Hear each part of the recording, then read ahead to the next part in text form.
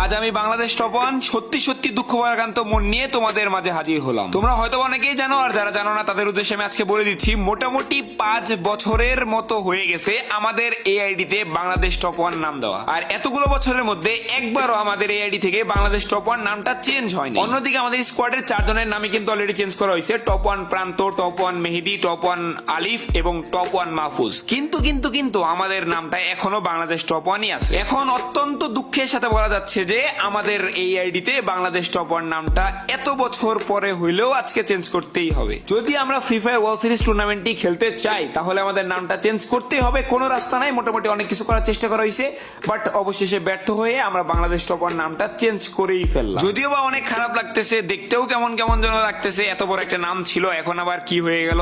But প্যারা নাই, আশা করতেছি তোমাদের সাপোর্ট এবং ভালোবাসা অনেক বেশি পাবো এবং আমরা আমাদের সর্বোচ্চ দিয়ে এই টুর্নামেন্টের জন্য লড়ে যাব। সাপোর্ট করো, ভালোবাসা দেখাও। আসল খেলা কিন্তু এখনো বাকি, এটাই মনে রাখিও।